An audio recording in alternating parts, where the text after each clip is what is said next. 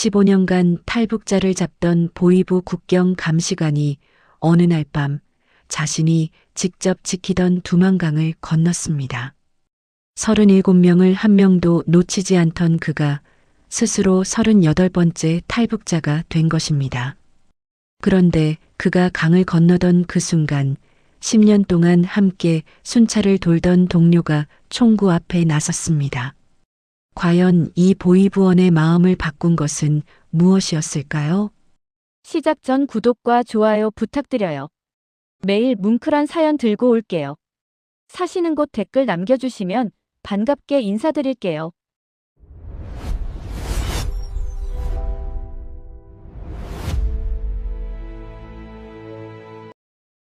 저는 사람을 잡는 일을 했습니다. 15해 동안 37명을 잡았습니다. 단 한 명도 후회하지 않았습니다. 그런 제가 38번째 탈북자가 됐습니다. 그것도 제가 직접 지키던 그 강을 건너서, 그리고 그 강을 건너는 순간 제 동료가 저 대신 총구 앞에 섰습니다. 오늘 저는 그 이야기를 하려 합니다. 10년이 지나도 잊을 수 없는 그 밤을. 제 이름은 리성철입니다. 양강도 해산시 출신입니다. 두만강 바로 옆 동네에서 태어났습니다. 강물 소리를 자장가로 들으며 자랐습니다. 어르신들, 해산이 어떤 곳인지 아십니까? 중국 창바이현이랑 강 하나를 사이에 둔 곳입니다. 맑은 날엔 강 건너 중국 사람 얼굴도 보입니다. 그래도 거기가 다른 세상인 줄 몰랐습니다. 어린 시절 어머니는 새벽마다 일어나셨습니다. 강냉이죽을 끓이셨습니다. 그게 우리 집 아침밥이었습니다. 그래도 행복했습니다. 다들 그렇게 살았으니까요. 27에 보위부에 들어갔습니다. 당에서 직접 선발한 거라 영광이었습니다. 아버지는 동네방네 자랑하고 다니셨습니다. 어머니는 그날 쌀밥을 해주셨습니다. 보위부 파견 국경감시관, 두만강 3km 구간 책임자. 그게 저였습니다. 새벽 2시, 3시 순찰은 기본이었습니다. 영하 30도 혹한도 문제 없었습니다. 눈 감고도 강의 깊이를 알았습니다. 어디가 얕고 어디가 깊은지, 탈북자들이 어디로 건너는지, 그래서 한 명도 놓치지 않았습니다. 표창도 2번 받았습니다. 아내 순이는 말이 없는 사람이었습니다. 장마당에서 조그맣게 장사를 했습니다. 고생을 절대 내색하지 않는 여자였습니다. 그런데 가끔 먼 데를 바라보는 눈빛이 있었습니다.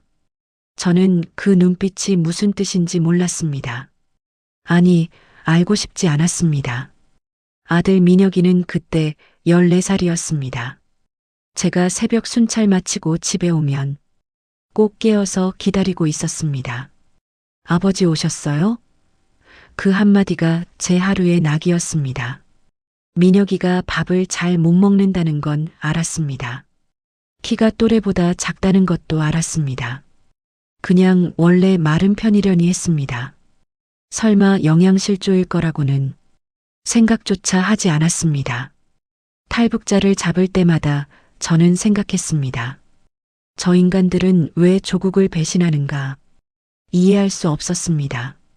부끄러운 인간들이라고 여겼습니다. 그런데 말입니다, 여러분. 그 37명 중에 아이를 안고 강을 건너던 어머니가 있었습니다. 저는 그 어머니도 잡았습니다. 그때는 그게 당연한 줄 알았습니다. 모든 것이 바뀐 건 어느 날 밤 순찰 중에 압수한 낡은 점퍼 한 벌 때문이었습니다. 그 안감 속에 숨겨진 USB 하나. 저는 그게 뭔지도 모르고 집어들었습니다. 그날은 2월 초였습니다. 영하 28도, 살을 애는 밤이었습니다. 순찰 중에 수상한 발자국을 발견했습니다. 강변 갈대밭 쪽이었습니다. 들어가 보니 20대 초반 여자였습니다. 홀로 강을 건너려다 얼어붙어 있었습니다. 몸이 떨려서 발도 못 움직이고 있었습니다. 저는 그 여자를 잡았습니다. 규정대로 압수수색을 했습니다. 낡은 솜점퍼 하나, 안감을 뜯어보니 뭔가가 나왔습니다. 손톱만 한 USB였습니다. 규정대로라면 상부에 제출해야 합니다. 그런데 그날따라 손이 멈췄습니다. 뭐가 들어있을까? 그 생각이 잠깐 스쳤습니다. 집에 돌아와 민혁이 컴퓨터에 꽂았습니다. 새벽 2시였습니다. 아내와 아들은 자고 있었습니다. 화면에 뭔가가 떴습니다. 드라마였습니다. 제목이 나왔습니다. 사랑의 불시착? 처음엔 그냥 닫으려 했습니다. 그런데 화면에서 눈을 뗄 수가 없었습니다. 여자가 패러글라이딩을 타다 날아갑니다. 북한 땅에 불시착합니다. 군인이 그 여자를 발견합니다. 배경이 우리 동네랑 비슷했습니다. 산도, 강도, 옥수수밭도. 그런데 뭔가가 달랐습니다. 뭐가 다른지 한참을 봤습니다. 사람들 얼굴이었습니다. 겁이 없었습니다. 눈치를 보지 않았습니다. 그냥 웃었습니다. 이유 없이, 아무 눈치 없이. 저는 그게 충격이었습니다. 다음 화를 틀었습니다. 그 다음 화도 틀었습니다. 날이 밝는 줄도 몰랐습니다. 남한 장면이 나왔습니다. 편의점이 나왔습니다. 새벽에도 문이 열려 있었습니다. 음식이 가득했습니다. 사람들이 당연하다는 듯 집어들었습니다. 저는 그 장면에서 멈췄습니다.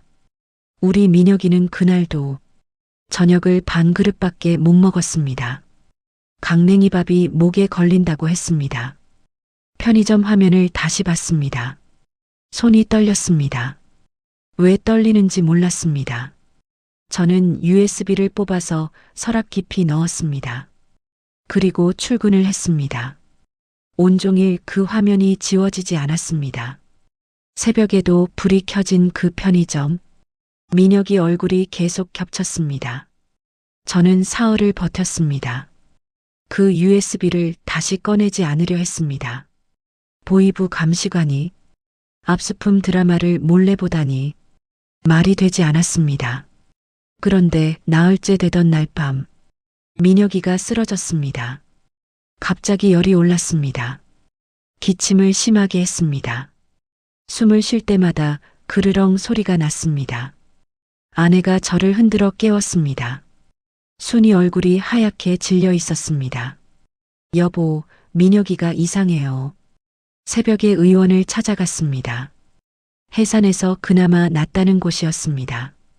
의사가 민혁이를 진찰했습니다. 한참을 보더니 말했습니다. 영양실조에 폐렴까지 왔습니다. 순간 귀가 먹먹했습니다. 약이 있습니까? 의사가 저를 봤습니다.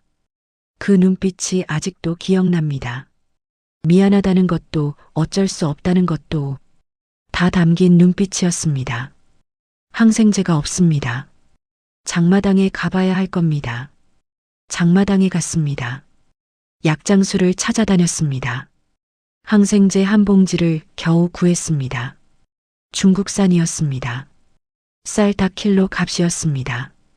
작은 알약 하나가 우리 집 사흘치 식량과 맞바꾼 거였습니다.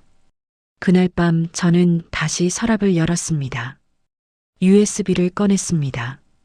드라마를 다시 틀었습니다. 학교 장면이 나왔습니다. 급식실이었습니다. 애들이 줄을 서 있었습니다. 밥, 국, 반찬이 가득 차려져 있었습니다. 선생님이 웃으며 국자로 퍼줬습니다. 저는 그 장면을 일시정지했습니다. 한참을 봤습니다. 저 나라에서는 아이들이 학교에서 저걸 먹는구나. 항생제 하나를 구하러 장마당을 헤매지 않아도 되는구나. 옆방에서 민혁이 기침 소리가 들렸습니다. 저는 처음으로 생각했습니다. 내가 지금껏 지켜온 게 뭔가, 내가 37명을 잡아보낸 게 과연 옳은 일이었나? 그 생각이 들자마자 무서웠습니다. 이런 생각을 하는 것 자체가 보위부원으로서 끝이었으니까요. 그런데 다음날 오철수가 먼저 저를 불렀습니다. 오철수는 조용한 친구였습니다. 말이 적고 눈치가 빨랐습니다. 10년 동안 같이 순찰을 돌면서 한 번도 속마음을 드러낸 적이 없었습니다. 그런데 그날 초소 뒤편으로 저를 데려갔습니다. 주위를 한번 살피더니 낮은 목소리로 말했습니다. 성철이 형, 나 요즘 이상한 거 보고 있어. 가슴이 철렁했습니다. 뭐려? 오철수가 품에서 뭔가를 꺼냈습니다. USB였습니다. 저번 달에 압수한 거야. 이태원 클라스라는 드라마가 들어있었어. 형, 나 그거 다 봤어. 저는 아무 말도 못했습니다. 오철수가 계속했습니다. 형은 안 이상해? 우리가 잡아보내는 사람들. 걔네가 보려는 게 뭔지 이제 알 것 같아. 한참 침묵이 흘렀습니다. 저는 민혁이 생각을 했습니다. 항생제 한 알, 장마당 약장수, 드라마 속 학교 급식실, 오철수, 우리 아들 폐렴이야. 오철수가 저를 봤습니다. 약은 구했어? 장마당에서 겨우 구했어. 근데 이게 맞는 건지도 모르겠고, 병원엔 약이 없고, 의사도 어쩔 수 없다고 하고, 오철수가 한동안 강을 바라봤습니다. 그리고 말했습니다. 형, 우리 가자. 짧은 한마디였습니다. 그런데 그 말이 공기를 바꿨습니다. 미쳤어? 우리가 보이부원인데. 그래서 더 잘 알잖아. 어디가 약한지, 어디로 건너야 하는지. 형이 제일 잘 알잖아. 맞는 말이었습니다. 그게 더 무서웠습니다. 그날 밤 집에 와서 순이한테 말했습니다. 순이야, 나 할 말이 있어.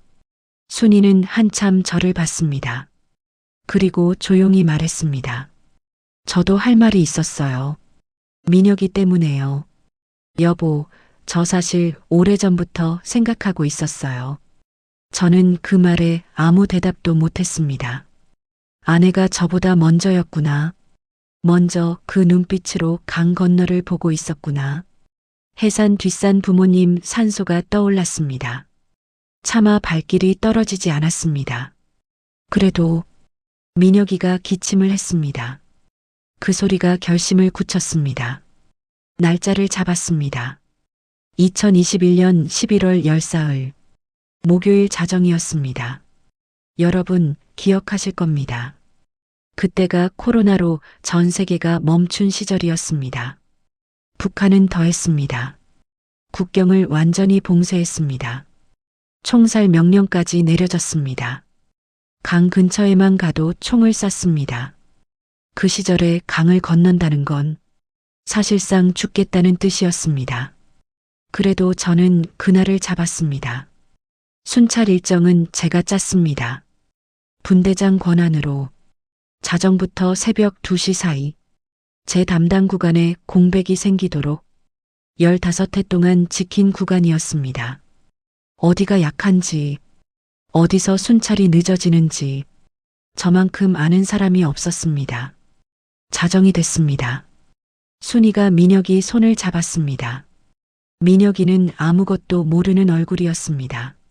아버지가 왜 이 시간에 나가냐고 물었습니다. 아버지 일 있어. 엄마 손 꼭 잡고 있어. 그게 해산에서 나눈 마지막 말이었습니다. 오철수가 먼저 나와 있었습니다. 강변 갈대밭이었습니다.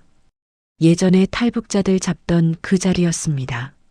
넷이서 쪼그려 앉았습니다. 오철수, 저, 순이, 민혁이. 숨소리도 안 냈습니다. 자정 10분이 지났습니다. 순찰대 불빛이 상류 쪽으로 넘어갔습니다. 지금이야. 강에 발을 담갔습니다. 11월 두만강은 얼음이 막 얼기 시작하는 때였습니다. 발이 저릿저릿했습니다. 뼈까지 파고드는 차가움이었습니다. 순이가 민혁이를 업었습니다. 소리 없이, 말 없이 강 중간쯤 왔을 때였습니다. 뒤에서 불빛이 보였습니다. 순찰대였습니다. 예정보다 빨리 돌아온 거였습니다. 거기 누구야? 오철수가 저를 밀었습니다. 형 가. 같이 가야지. 형 가라고. 어서. 오철수가 반대편 갈대밭으로 뛰었습니다. 소리를 질렀습니다. 순찰대 시선을 자기 쪽으로 끌었습니다. 불빛이 오철수 쪽으로 쏠렸습니다. 저는 순이 손을 잡았습니다. 민혁이 손도 잡았습니다. 뛰었습니다. 중국 땅에 발이 닿는 순간 뒤를 돌아봤습니다. 오철수는 보이지 않았습니다. 강을 건너면서 스쳤습니다. 37명의 얼굴들이, 아이를 안고 건너던 그 어머니의 얼굴이, 그리고 오철수의 얼굴이, 순이가 제 팔을 잡았습니다. 가요. 가야 해요. 저는 달렸습니다. 오철수를 두고 저는 달렸습니다. 강을 건넜다고 끝이 아니었습니다. 저는 보위부 출신이라 잘 알았습니다. 중국에서 잡히면 바로 북송입니다. 돌아가면 끝이었습니다. 창바이현 외곽산길로 무조건 걸었습니다. 민혁이는 순이 등에 엎여 잠이 들었습니다. 새벽 4시였습니다. 그때 멀리서 불빛이 하나 보였습니다. 오두막이었습니다. 조선족 할머니 혼자 사시는 집이었습니다. 문을 두드렸습니다. 할머니가 나오셨습니다. 우리 셋을 보더니 아무 말도 안 하시고 문을 여셨습니다. 들어와요. 조선말이었습니다. 그 말에 눈물이 났습니다. 같은 말이라는 게 이렇게 고마운 줄 몰랐습니다. 할머니는 뜨거운 옥수수죽을 끓여주셨습니다. 어르신들, 그 옥수수죽 맛이 어머니가 끓여주시던 강냉이죽이랑 똑같았습니다. 저는 그걸 먹다가 엉엉 울었습니다. 할머니는 아무것도 묻지 않으셨습니다. 우리는 그 집 마루 밑에서 사흘을 숨었습니다. 사흘째 되던 날, 할머니가 작은 쪽지를 가져오셨습니다. 한국 선교사님 연락처였습니다. 이분한테 연락해봐요. 도와주실 거야. 할머니 손을 잡았습니다. 주름진 손이었습니다. 우리 어머니 손 같았습니다. 선교사님이 오셨습니다. 차에 우리를 태우시더니 한마디 하셨습니다. 잘 왔어요. 그 말에 순이가 소리 없이 울었습니다. 선교사님 네트워크를 통해 이동했습니다. 조선족 집에서 조선족 집으로 한 곳에 이틀 이상 있을 수 없었습니다. 그러던 중 문제가 생겼습니다. 창바이를 벗어나려던 날, 공안 검문이었습니다. 신분증이 없었습니다. 잡히면 그대로 북송이었습니다.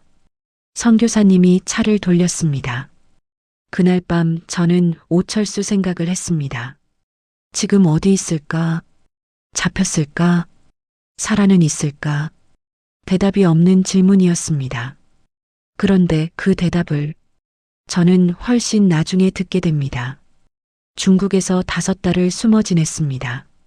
선교사님 연결망을 따라 창바이에서 쿤밍으로 조금씩 남쪽으로 내려갔습니다. 이동할 때마다 트럭 짐칸에 숨었습니다. 민혁이는 무섭다고 하면서도 참았습니다. 14살짜리가 참는 걸 보며 어른인 제가 참지 못하면 안 됐습니다. 쿤밍에서 미얀마 국경을 넘었습니다. 산길이었습니다. 밤에만 걸었습니다. 그때였습니다. 선교사님한테서 연락이 왔습니다. 위성 전화였습니다. 목소리가 조심스러웠습니다. 우리 선생님, 드릴 말씀이 있는데요. 가슴이 내려앉았습니다. 오철수 씨 소식입니다. 숨을 멈췄습니다. 해산 보위부에서 처형했다고 합니다. 강을 건너던 날로부터 사흘 후에 전화를 놓쳤습니다. 순이가 받았습니다. 저는 그 자리에 주저앉았습니다. 미얀마 산길 한가운데였습니다. 칠흑같이 어두운 밤이었습니다. 오철수, 10년을 함께한 친구, 우리 가자 먼저 말했던 그 친구, 제 가족을 살리고 자기는 남은 그 친구, 사흘이었습니다. 제가 강을 건너고 사흘 만에 민혁이가 제 옆에 앉았습니다. 아버지, 괜찮아요? 저는 아무 말도 못했습니다. 민혁이 손을 잡았습니다. 이 손 때문에 오철수가 죽었구나. 그래도 가야 했습니다. 오철수가 만들어준 길이었으니까 여기서 멈출 수는 없었습니다. 일어났습니다. 걸었습니다. 여러분, 지금도 저는 궁금합니다. 오철수는 마지막에 무슨 생각을 했을까요? 무섭지는 않았을까요? 후회하지는 않았을까요? 그 답을 영원히 들을 수 없다는 게 지금도 가장 아픕니다. 태국 방콕에 도착했습니다. 한국 대사관 앞에 섰습니다. 저는 문지기 직원분께 말했습니다. 저는 북한에서 왔습니다. 보이부 출신입니다. 한국으로 가고 싶습니다. 직원분이 저를 보더니 안으로 들어오라고 했습니다. 문 안으로 들어서는 순간 다리에 힘이 풀렸습니다. 순이가 제 손을 잡았습니다. 민혁이가 영문도 모르고 제 옆에 앉았습니다. 아버지 왜요? 대답을 못했습니다. 그냥 아들 머리를 쓰다듬었습니다. 오철수야, 우리 왔어. 내가 만들어준 길로. 우리 왔어. 2022년 6월 인천공항에 내렸습니다. 비행기에서 내려갔는데 발이 땅에 닿는 느낌이 달랐습니다. 뭐가 다른지는 몰랐습니다. 그냥 달랐습니다. 하나원에서 석 달을 지냈습니다. 통일부에서 운영하는 정착 교육시설입니다. 처음엔 모든 게 이상했습니다. 수도꼭지를 틀면 뜨거운 물이 나왔습니다. 전기가 밤새 켜져 있었습니다. 자꾸 불을 껐습니다. 직원분이 웃으며 말씀하셨습니다. 여기선 끄지 않으셔도 돼요. 그 말이 한동안 이해가 안 됐습니다. 민혁이 학교 첫날이었습니다. 급식 먹고 왔냐고 물었습니다. 민혁이가 멀뚱히 저를 봤습니다. 아버지, 학교에서 밥을 줘요. 국이랑 반찬도 있고 심지어 후식도 있어요. 저는 아무 말도 못했습니다. 드라마에서 봤던 그 급식 장면이 떠올랐습니다. 일시정지 해놓고 한참 바라보던 그 화면이 이제 우리 아들 앞에 현실이 됐습니다. 어느 날 밤 편의점에 처음 들어갔습니다. 새벽 2시였습니다. 불이 환하게 켜져 있었습니다. 음식이 가득했습니다. 삼각김밥 하나를 집어들었습니다. 계산하고 벤치에 앉아서 먹었습니다. 그냥 울었습니다. 오철수 생각이 났습니다. 이걸 같이 먹었으면 얼마나 좋았을까. 이 편의점을 같이 봤으면, 이 불빛을 같이 봤으면 37명도 생각합니다. 그 어머니도 생각합니다. 아이를 안고 강을 건너려던 그 어머니, 제가 잡아보낸 그 어머니, 지금 어디 계실까요? 죄책감이 없다고 하면 거짓말입니다. 매일 있습니다. 그래서 더 열심히 살려고 합니다. 지금은 경기도 공장에서 일합니다. 민혁이는 고등학교에 다닙니다. 순이는 식당 일을 합니다. 우리 셋이 삽니다. 여러분, 자유가 뭔지 아십니까? 저는 이제 압니다. 밤에 자다가 발소리가 들려도 그게 보이부가 아니어도 되는 것. 아침에 눈을 뜰 때 오늘 어디를 가도 되는 것. 아들한테 밥을 먹일 수 있는 것. 그게 자유입니다. 북에 두고 온 것들이 그립습니다. 해산 뒷산 부모님 산소, 강냉이죽 끓이시던 어머니, 자랑스럽다 하시던 아버지, 통일이 됐으면 좋겠습니다. 우리 세대에, 민혁이 세대에는 꼭, 그래서 오철수 이름을 다시 부를 수 있는 날이 오면, 그래서 부모님 산소에 다시 갈 수 있으면, 그것으로 충분합니다. 저 리성철은 오늘도 오철수를 기억하며 여기서 살아가고 있습니다. 감사합니다.